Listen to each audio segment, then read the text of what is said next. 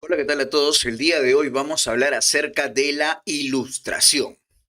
Para esto debemos recordar que la ilustración es un movimiento filosófico, político y intelectual, ¿no? Que va a surgir en el siglo XVIII, se le conoce como el siglo de las luces, y que va a dar origen a distintos movimientos independentistas en todo el mundo. Ya no podemos decir que solamente se da en América o solamente se da en Europa. La ilustración va a llevar consigo a que la gente tome conciencia de sus acciones, termine peleándose duramente con la iglesia, sobre todo con la iglesia católica, y por último, se termine dando, por ejemplo, la independencia de las 13 colonias un 4 de julio de 1776, o en todo caso, la Revolución Francesa, ¿no? Con la toma de la Bastilla, o posteriormente las corrientes libertadoras del sur y del norte en América del Sur, pues, ¿no? Ahora, hoy día vamos a hablar acerca de la ilustración y vamos a sacar algunos temas o algunos puntos que siempre se suelen tomar como error. El primer punto que se da como error es si la ilustración surge en Francia o en Inglaterra. Y la mayoría siempre le termina atribuyendo a la ilustración como si surgiera en Francia. Y no es así. Si bien es cierto, los exponentes, los representantes de la ilustración van a destacar en el territorio francés como Montesquieu, Rousseau, Voltaire, Denis Diderot, Jean d'Alembert, o quizá vamos a ver, por ejemplo, también en la parte económica a Quesnay, a Adam Smith. Se va a desarrollar y va a llegar a su apogeo en la Francia del siglo XVIII, pero donde va a tener su origen, perdón, es en Inglaterra. Y esto de acá se va a dar gracias al precursor John Locke. Para eso vamos a tener que hablar de manera distendida respecto a la ilustración. Comenzaremos, por ejemplo. La ilustración, vamos a ver que es conocido como el siglo de las luces. Y si es conocido como el siglo de las luces, entonces debo entender que lo contrario sería el siglo de la oscuridad o el siglo del oscurantismo. Te mencioné en un comienzo que es un movimiento político, filosófico, intelectual. Se da en el siglo XVIII y recuerda, si de repente no conoces cómo se manejan los siglos, tienes que saber que el siglo XVIII es el siglo que comprende el año de 1700 hasta 1799. Ahora, como te mencioné, comienza en Inglaterra, pero su desarrollo y apogeo se va a dar en Francia. Ahora, esta ilustración no va a surgir porque ya la gente de abajo, el pueblo, el proletariado, no, los obreros, los campesinos, queremos levantarnos porque estamos siendo pisoteados. No. Si bien es cierto, tenían esas intenciones, pero no sabían cómo hacerlo. Entonces, la ilustración va a ser un movimiento que emerge por el surgimiento de una clase social. Y esta clase social es llamada burguesía.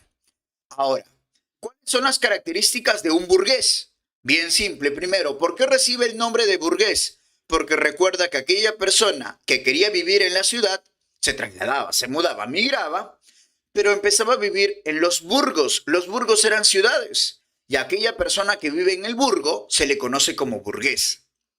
¿Y cuáles son las otras dos características fundamentales? Que el burgués, uno, tiene educación, tiene conocimiento, han invertido en su educación, y lo otro es que es un gran comerciante. Entonces tenemos dos cosas importantes para el burgués, o incluso tres, ¿no? Vive en los burgos, que son las ciudades, tiene educación y tiene dinero. Ahora, el burgués, ¿por qué se va a levantar? ¿Por qué va a hacer que surja la ilustración? ¿Por qué se quiere despertar? Porque recordemos que habían estamentos sociales y los estamentos no permiten que la parte de abajo, la gente de abajo, escale de nivel. ¿Por qué? Porque tú puedes tener mucho dinero, puedes tener mucho conocimiento, pero en esos tiempos no servía de nada que tengas todo eso para poder gobernar. Si tú querías gobernar, netamente tenías que ser parte de la dinastía, de las familias, familia Tudor, la familia Estuarda, Habsburgo, Borbones, Hanover, por ejemplo. van a ser esas familias, esas dinastías de distintas metrópolis que van a empezar a gobernar. Y estas de acá, su poder va a ser providencial, ¿no? Es decir, ¿de dónde proviene el poder? Nuestro poder proviene de Dios. Dios respalda nuestro poder. Somos de sangre azul, tenemos sangre real. Y ustedes son la chusma y ustedes nunca podrán subir. Entonces el burgués, al ver que nunca va a poder escalar, busca la forma de cómo darle la vuelta a esta situación. Entonces vamos a ver que la Ilustración es un movimiento que va a ser iniciado por los burgueses contra el poder o la monarquía absoluta. Ahora, ¿cuáles son las características de la Ilustración? En algunos casos vas a encontrar solamente 2 o 3 características. Yo he decidido colocarte varias para que tú puedas darte cuenta y puedas identificar punto por punto. Primero, el racionalismo. ¿Por qué? Porque si bien es cierto en el antiguo régimen, en la monarquía absoluta, se establecía que, por ejemplo, tú tenías que obedecer porque lo decía la iglesia, por los dogmas de la iglesia o porque simplemente el rey lo decía y punto. Y si te decían que había algo sobrenatural, tú tenías que creer. Entonces el racionalismo pretende que tú uses la razón por encima de todas las cosas. Y en este caso, el racionalismo lo que te obliga es a pensar, a dudar y sobre todo nos tendríamos que ir a una de las flechas que dice espíritu crítico, a criticar las cosas, ¿ya? No solamente es que porque me dicen, oye, ¿sabes que tienes que hacerlo? Lo vas a hacer. No, ya tienes que usar el criterio como tal. Lo siguiente, el antropocentrismo. Ya no todo es teocentrismo, ya no todo que Dios es el centro del universo, no. Ahora el hombre es el centro del universo, porque ya venimos del humanismo y del renacimiento. El amor por la naturaleza. ¿Por qué? Porque si tú estás viviendo, tienes que tener un amor por todo lo que te rodea, porque todo lo que te rodea tiene una ley natural, la ley de la gravedad, por ejemplo, y tú tienes que comprender cómo se maneja la naturaleza, y para comprenderla tienes que quererla. Y al momento de quererla y de tratar de comprenderla, tienes que usar sobre todo la razón. Una mentalidad laica.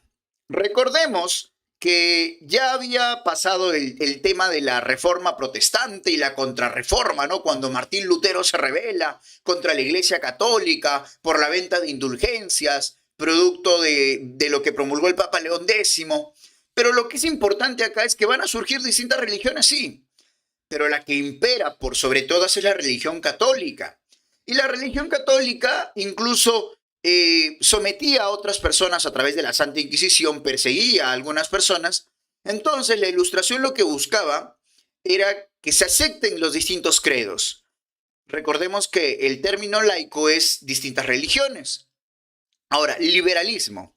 Liberalismo o librecambismo. En este caso, quieren un cambio económico, no quieren que siga existiendo el mercantilismo, la acumulación de metales preciosos. Yo quiero comerciar con distintas potencias. No me limites a comerciar solamente contigo. Yo no quiero depender de ese monopolio comercial. Quiero industrializarme, quiero ser mejor en el aspecto económico. Eso era lo que quería un ilustrado. El optimismo, el deseo de progresar, de encontrar la felicidad. ¿Y quién era infeliz? Aquella persona que era ignorante. ¿Y por qué es ignorante? Porque desconoce las cosas. Y para conocerlas tienes que estudiar. Entonces también pedían una educación para todos. Y también practicaban, o algunas personas querían ver el tema del deísmo. ¿Qué cosa es el deísmo? Quizás si ahorita te lo explico, tú de repente dirás, profe, yo no sé qué es el deísmo. Pero con esta explicación hasta te darás cuenta que de repente tú eres deísta. El deísmo es la creencia de la existencia de un Dios, mas no necesito, no requiero de intermediarios. No requiero de un cura, no requiero de un papa, no requiero de la iglesia, no requiero de orar. No, entonces yo necesito sí de este ser, creo en este ser, pero no necesito de intermediarios. Me someto ante este ser divino, pero de ahí a más no. El espíritu crítico, como te mencioné, que viene acompañado con el racionalismo y por último una igualdad. Ahora, quiero que entiendas que no es una igualdad como tal, que sea social pura, no. Es una igualdad legal. ¿Por qué, profesor? ¿Cuál es la diferencia? Es que los burgueses Si bien es cierto, querían que todos tengan lo mismo, pero al final el burgués lo que pretendía es escalar. Al burgués no le interesaba en absoluto el campesino, el obrero, la gente de abajo, no le interesaba. Lo que le interesaba netamente es escalar, posicionarse como lo era la nobleza o como donde estaba posicionado el clero. Lamentablemente, como no había esa igualdad, entonces empezaron a pedir una igualdad, pero recuerda que es una igualdad como que a medias. Ahora, ya conocemos las características, entonces ahora vamos a hablar acerca del planteamiento. Ya, profesor, usted me ha dicho todas las características que engloban a la ilustración, todo lo que critican. Ya, pero ¿cuáles son las soluciones que plantea la ilustración? Yo he decidido colocártelo en tres puntos importantes. En el aspecto político, social y económico. En el aspecto político se entiende que existe lo que es la monarquía absoluta. Yo no quiero monarquía absoluta, yo no quiero que todo el poder se concentre en una sola persona. Entonces, ¿qué van a plantear? Algunos van a plantear una monarquía constitucional. ¿Pero qué es una monarquía constitucional? Como lo que quería en su momento, por ejemplo, José de San Martín. Es que exista un rey, pero que este rey también esté acompañado de un parlamento, de un congreso, y que todo sea decidido por una constitución, y que el rey ya no tenga todo el poder, sino que se divida. Entonces también vamos a ver lo que es la división de poderes, que los poderes se dividen y nosotros conocemos tres: poder ejecutivo, poder legislativo y poder judicial. También vamos a ver lo que es, yo no estoy de acuerdo con la monarquía constitucional, pero puedo estar de acuerdo con una república. Y vamos a ver que hay otro personaje, otro representante más adelante que va a defender la república. Entonces ya vemos una solución por parte de los ilustrados. No queremos a un rey totalitario, queremos o bien una monarquía constitucional o bien una república y también división de poderes. Ahora, en la parte social, acabar con los estamentos sociales. Mira, yo te he colocado ahí una pirámide. En el primer triángulo tú deberías encontrar al clero. En el segundo triángulo o en el segundo escalón deberías encontrar a la nobleza. El tercero y el cuarto es uno solo, porque está el tercer estado, el estado llano, el pueblo. Pero ¿por qué te lo he dividido? Porque por encimita del pueblo, o sea, dentro de ese estado que es el pueblo, en esta pequeña rendija debería estar el burgués, que es esa clase social emergente que tiene dinero, que tiene educación, pero que nunca va a poder escalar. Entonces ellos dicen, hay que acabar con estos estamentos sociales que lamentablemente no nos permiten, no nos posibilitan escalar, subir, gobernar. Y va a surgir también la teoría del buen salvaje. Esta teoría del buen salvaje es muy debatible y que hasta ahorita no vamos a encontrar una respuesta y de repente en los comentarios lo podrías dejar. ¿Cuál es esta teoría? Esta teoría del buen salvaje es planteada por el filósofo Jean-Jacques Rousseau. Rousseau menciona dentro de su libro El Emilio que el hombre es bueno por naturaleza, nace bueno, pero la sociedad lo corrompe. ¿Y por qué lo corrompe? Por la idea de la creación o el surgimiento de la propiedad privada. Porque el hombre anteriormente, por sus instintos, era tranquilo. Si una persona necesitaba auxilio, lo ayudaba. Sin embargo, con el surgimiento de la propiedad privada, existe un hombre sobre otro y empieza a manipularlo y surge la ambición de poder, etcétera, etcétera. Y Rousseau manifestaba que el hombre es justamente el ser natural en su naturaleza es bueno, pero que por cosas de esta sociedad lamentablemente se ha corrompido, ¿no? Y por la existencia de la propiedad privada. Incluso la mayoría se burlaba de Rousseau manifestando que, ¿qué cosa quieres entonces? Que él sea como una especie de un perro que camina en cuatro patas, ¿no? O sea, como si quisieran que el hombre vuelva a su estado primitivo.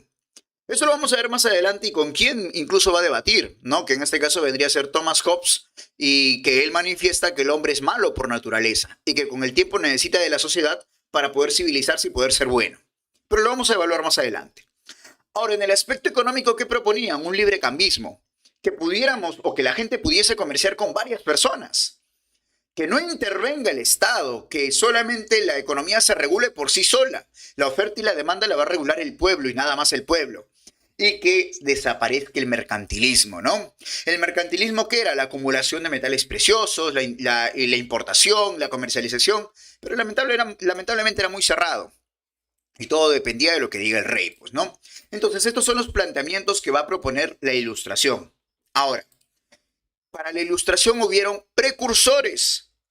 Precursores, es decir, los que tuvieron la idea al inicio. ¿Quiénes son estos precursores? Por ejemplo, John Locke. Como te mencioné, la Ilustración no surge en Francia, se da en Inglaterra. Recordemos que en Inglaterra vamos a tener la dinastía Tudor, que es una monarquía absoluta. Vamos a tener la dinastía Estuarda con Jacobo I, ¿no? Pero que luego va a haber problemas, por ejemplo, con el gobierno, ¿no? Que donde va a participar Cromwell, y va a terminar cambiando esa monarquía absoluta por una monarquía constitucional, ¿no? Donde va a surgir un parlamento. Ahora, acá John Locke, que va a participar dentro de esta revolución de 1688, va a escribir un libro llamado Origen, alcance y limitaciones del gobierno. Critica duramente al gobernante. ¿Por qué? Porque dice que ¿dónde existe la providencia de este ser? ¿De dónde proviene su poder? ¿Proviene del hombre, del pueblo, o proviene de Dios? Normalmente nos habían mencionado, o en esos tiempos mencionaban, que el poder del rey provenía de Dios. Entonces, esa va a ser la crítica porque mencionaban, no, Dios no tiene nada que ver con las acciones del ser humano. Dios ni siquiera intercede por el ser humano. Eso es lo que manifestaba John Locke. Va a ser considerado el padre de las nuevas ideas políticas y sociales, y dentro de sus se podría decir, sus ideales, era la defensa a la vida, a la libertad y a la propiedad privada. Pero si él defiende la propiedad privada, entonces estaría yendo en contra de lo que manifestaba Rousseau. Rousseau recuerda que critica duramente la propiedad privada porque este es quien termina convirtiendo en un ser malo al ser humano. Más adelante vamos a tener a Francis Bacon. Francis Bacon es padre del empirismo. Recuerda que el empirismo es lo que se opone al racionalismo. El empirismo, ¿qué cosa es? No, que todo conocimiento que yo adquiero es en base a la experiencia. Y que una vez que ya tengo experiencia ya comienzo a razonar respecto a ello. Sin embargo, el racionalismo, recuerda que es todo lo contrario. Primero razono, ¿no? Y en base a mi razón saco un conocimiento. Francis Bacon va a usar un método inductivo que viene a ser el método del paje. Pero, ¿qué cosa es el paje? El paje es el método inductivo que, por ejemplo, te hago un ejemplo bien simple. Veo fuego, no sé qué cosa es, y lo primero que hago es tocarlo porque me llama la atención por el color y por la forma en cómo se va moviendo. Lo toco y me quemo, siento dolor. Ah, ya. Entonces ya adquirí un conocimiento a través de la experiencia, un conocimiento particular. Entonces, no voy a ser idiota de repente caminar, ver más fuego y empezar a tocarlo para ver si quema. No. Del conocimiento particular que lo adquirí a través de la experiencia, ya puedo partir o puedo seguir con el conocimiento general. Entonces ya tengo. ¿Qué cosa es el método inductivo, el paje? Ah, de lo particular me voy a lo general. Y ese era el método inductivo que practicaba Francis Bacon, ¿no? Que es el padre del empirismo. Ahora, vamos a ver también a otro, por ejemplo, René Descartes o René Descartes. Él es el padre de la filosofía moderna racionalista. Se podría decir que es todo lo contrario a Bacon, pues, ¿no? Él mencionaba, en uno de sus libros, El discurso del método, mencionaba que es necesario que tú dudes de todas las cosas que te rodean. ¿Por qué? Porque al dudarla vas a empezar a razonar y a darle una crítica dura a esto y realmente ver si esto existe o no existe. Pero de lo único que no podías dudar es de que estás dudando. Porque al saber que estás dudando, entonces la única forma de poder dudar o de poder darte cuenta que estás dudando es existir, ¿no? Entonces yo decir, pienso, luego existo. Puedo dudar de todo, pero de lo único que no puedo dudar es de que estoy dudando. Y si estoy dudando, la única forma de poder dudar es porque existo. Porque si no existiera, no podría dudar. Entonces, este era el pensamiento de René Descartes, ¿no? El cogito ergo sum. Pienso y luego existo. Me doy cuenta de las cosas. Más adelante vamos a tener a Thomas Hobbes. Ahora, de repente por acá van a aparecer algunas personas que me van a decir, pero profesor, Si usted me está hablando de la Ilustración, Thomas Hobbes es un representante fiel de las monarquías absolutas y la Ilustración critica duramente a las monarquías absolutas. Claro, Thomas Hobbes es representante de las monarquías absolutas, incluso con su obra cumbre que viene a ser el Leviatán, manifiesta que hay un monstruo marino, ¿no? Que incluso pone dentro de sus hojas citas bíblicas, ¿no? Recordemos que el Leviatán es un monstruo marino que fue mencionado en la Biblia, etcétera, etcétera. Pero él manifiesta que el hombre, para que pueda tener una obediencia, necesita del miedo. Entonces, con esto se iba a defender la autoridad suprema del rey absoluto, del monarca absoluto. Pero profesor, si usted se está dando cuenta que este de acá defiende al monarca absoluto, ¿por qué lo coloca como un precursor de la Ilustración? Porque uno de sus aportes fue también criticar duramente la iglesia y apartar a la iglesia de todo asunto político. Él decía que la iglesia no debe estar combinado dentro del Estado político. ¿Por qué? Porque recuerda que en el antiguo régimen, incluso tu propia educación tenía que estar combinada con la religión, que tenías que seguir los dogmas establecidos por la iglesia. Entonces ahí recordemos que en esos tiempos, en los tiempos del humanismo, del renacimiento, vamos a ver, por ejemplo, la condena que tuvo Giordano Bruno, la amenaza que tuvo Galileo Galilei, ¿no? Entonces, Thomas Hobbes menciona, si bien es cierto, apoya al rey absoluto, pero menciona que la iglesia debería estar apartada. Entonces, por esto de acá es que Thomas Hobbes es un precursor de la Ilustración. No por sus pensamientos sobre el absolutismo, sino por el pensamiento sobre la iglesia. Y también él menciona que el hombre es malo por naturaleza. Entonces acá te estás dando cuenta que él se está oponiendo al pensamiento de Rousseau. ¿Pero por qué él menciona que el hombre es malo por naturaleza? Porque dice que desde que el hombre aparece, el hombre tiene instinto de supervivencia. Y si ve a otro hombre que tiene de repente lo que él desea para poder alimentarse, va a ir contra él hasta de repente quitarle la vida. Esto va a llevar por consecuencia a que para que el hombre se mantenga bien, necesite establecer una sociedad, integrarse en una sociedad, civilizarse. Y estos de acá coincidir en que tengan que tener un gobernante. Es decir, que el hombre surge arisco, malo, ¿no? Y que la civilización va a ayudar a que el hombre se regule. Entonces, hay dos posiciones acá. La de Thomas Hobbes, que menciona que el hombre es malo por naturaleza, y la de Rousseau, que menciona que el hombre es bueno, pero la sociedad lo corrompe. Ya depende de ti en cuál de estas dos posturas te puedas apoyar. Ahora, terminando ya los precursores, recuerda que hemos tenido a John Locke, a Francis Bacon, a René Descartes y a Thomas Hobbes. Ahora vamos a ver los representantes de la Ilustración. Voltaire, por ejemplo, una de sus obras cumbres, Cartas filosóficas o cartas a los ingleses. Recordemos que él es un duro crítico del antiguo régimen, que incluso le va a costar que 2 veces sea deportado, ¿no? Y que va a llegar a Inglaterra y que va a ver toda la monarquía constitucional y él va a pedir una monarquía constitucional para Francia, ¿no? Él es el mayor representante de la Ilustración.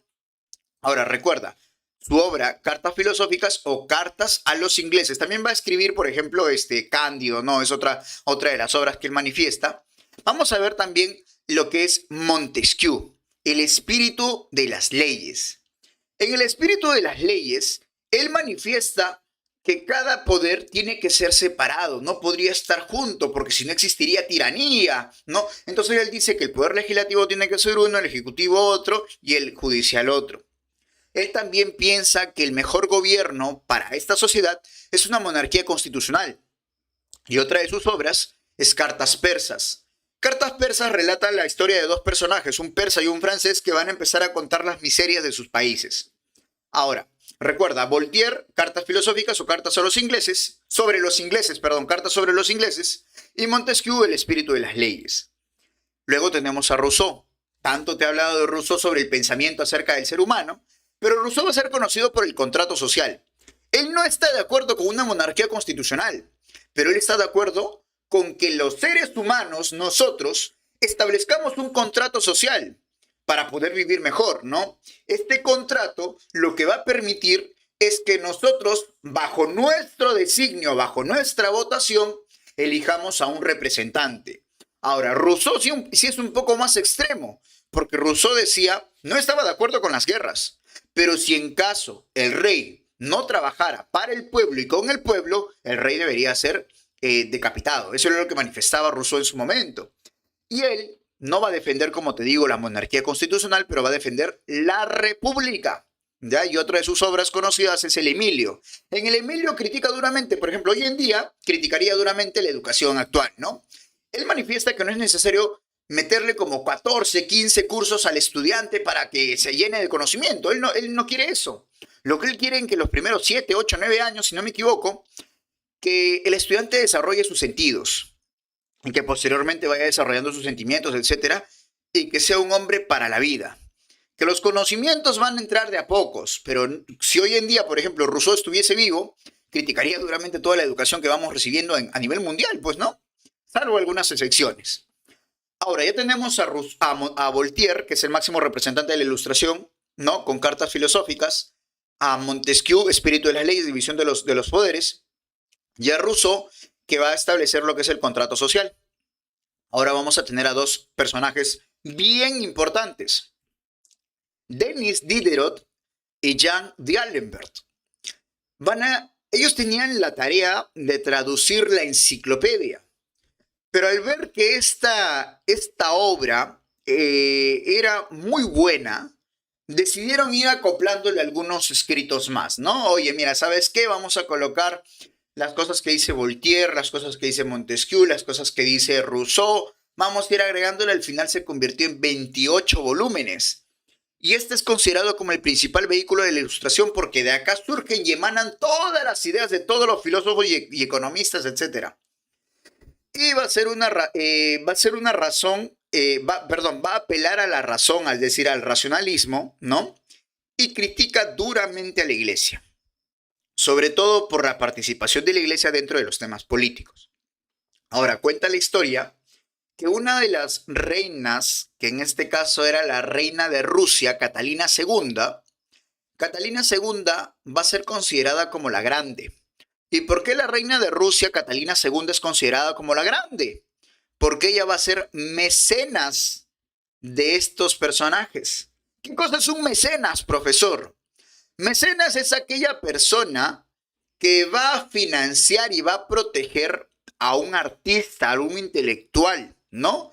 Que supongamos, hoy en día tú eres un escritor, pero necesariamente tienes que irte a trabajar porque no te puedes pasar toda la vida escribiendo un libro, ¿no? Pero de repente hay una persona que confía en tus dotes literarios y dice, pucha, si este personaje se va a trabajar, lamentablemente va a descuidar todo lo que está escribiendo. ¿Sabes qué, Pepito, Juanita? Yo te pago todo lo que se supone que vas a ganar trabajando, yo te lo pago. Dedícate a estudiar o dedícate a escribir el libro. Ah, ya, entonces ese personaje se llamaría o tendría el título de mecenas, porque está financiando, protegiendo a aquel intelectual. Entonces, la reina de Rusia, Catalina II, va a ser considerada mecenas de la enciclopedia. Ahora ya tenemos a los 5 representantes, mira, 5 representantes filosóficos. Voltaire, Montesquieu, Rousseau, Diderot y d'Alembert. Ahora vamos a ver el aspecto económico y con esto terminamos. En el aspecto económico, recuerda que nosotros, mejor dicho, el sistema antiguo, el antiguo régimen está basado en lo que es la monarquía absoluta.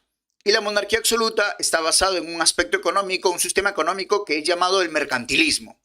Entonces surgen dos escuelas, la escuela fisiocrática, donde basa que toda la riqueza de las naciones se centra en la naturaleza, y el representante es Quesnay, o Quesnay, como tú lo quieras llamar.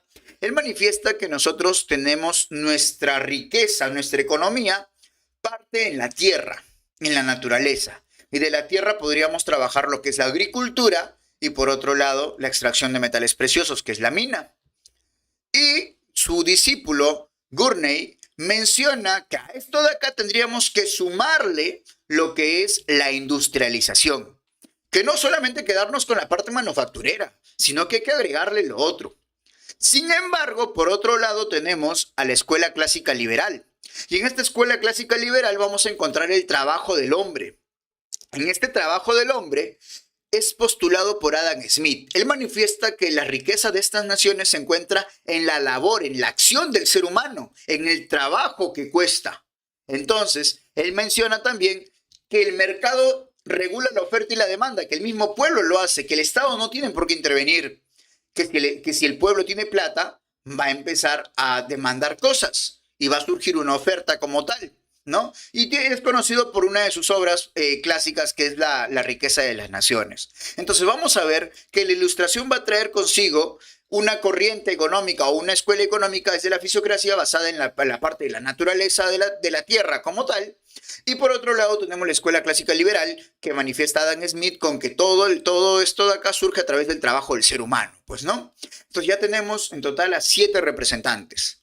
Si bien es cierto hay otros más como por ejemplo David Ricardo, etcétera, etcétera, pero estos son los esenciales. Ahora, quiero que entiendas que acá, respecto a la ilustración, nos va a permitir saber muchas cosas o ser la antesala o lo que va a preparar todo para la independencia de las 13 colonias que se van a rebelar contra Inglaterra. Vamos a ver también que los antecedentes van a ser la guerra de los 7 años, ¿no?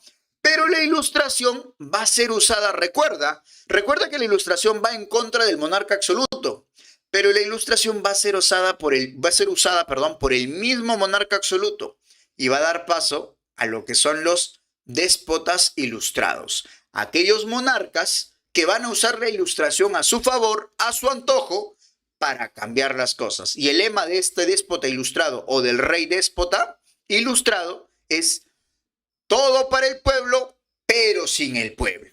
Eso lo vamos a ver el día de mañana.